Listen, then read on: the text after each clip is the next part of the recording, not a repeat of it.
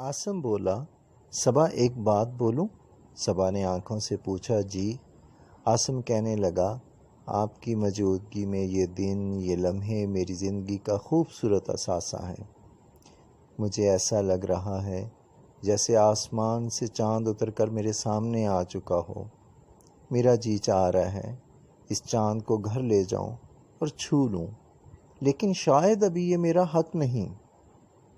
सबा को अपनी तारीफ़ बहुत अच्छी लग रही थी और जवाबन सिर्फ इतना कहा, बड़ी बात है आसम साहब, आपको रियाजी के सवालात के अलावा भी ये बातें आती हैं। और मुस्कुरा दी। इतनी देर में इनके सामने पिज़्ज़ा और नगट्स आ चुके थे।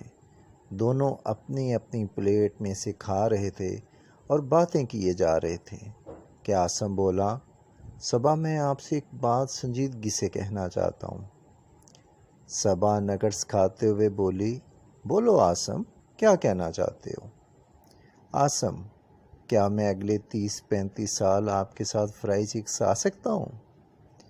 सबा ने यकदम खाने से अपने हाथ पीछे हटा लिए और कुछ लम्हे के लिए चुप साध ली और फिर नहायत संजीदगी से बोली, देखो आसम, तुम बहुत अच्छे इंसान हो, इसलिए तो आज पहली बार किसी मेल के साथ यहाँ बैठी हूँ और मुझे पता भी नहीं चला कि मैं क्यों और कैसे तुम्हारे साथ यहाँ आ गई, और मुझे अच्छा भी लग रहा है। पिछले 2 सालों से तुम्हारा किरदार हर लिहाज से डिपार्टमेंट में मसाली है। मैं तुम्हारी कदर भी करती हूँ कि तुमने मुझे इस काबिल समझा और इज़्ज़त बख्शी, लेकिन मैं तुमको बताना चाहती हूँ कि मैं 10th में थी जब मेरी मामा फौत हो गई। तब से बाबा ने कभी भी मुझे माँ की कमी महसूस नहीं होने दी। मेरी ज़िंदगी का फ़ैसला मेरे पापा करेंगे, उनका फ़ैसला ही मेरा फ़ैसला होगा। सबा फिर अपनी प्लेट की तरफ बढ़ी और पिज़्ज़े का एक टुकड़ा आसम की प्लेट में रखते हुए बोली, अब ज़्यादा संजीदा मत हो, मैं भी तुम्हारे साथ रहना चाहती हूँ, बाकी जो अल्लाह को मंजूर। और मुस्कुरा दी। जवाबन आसम भी मुस्कुरा दिया और बोला, शुक्रिया। सबा बोली, वेलकम जनाब। इतने में वो खा चुके थे और बिल भी उनकी मेज़ पर आ चुका था। सबा ने बिल अदा किया और बोली, चलो आसम, काफ़ी देर हो गई है। दोनों यादगार लम्हे गुजार कर फ्राई चिक्स से बाहर आ रहे थे। आसम ड्राइविंग सीट पर बैठ गया। अब की बार सबा पीछे बैठने के अगली सीट पर आसम के साथ बैठ गई और बोली, आसम, यूनिवर्सिटी गेट से थोड़ा पीछे उतार दीजिएगा। बाकी अगर घर वाले रज़ामंद हो गए तो हम दोबारा भी फ्राई चिक्स आएंगे, लेकिन अगर ऐसा ना हुआ तो ये पहली और आखिरी बार है। क्लास फेलोज तो हम हमेशा रहेंगे।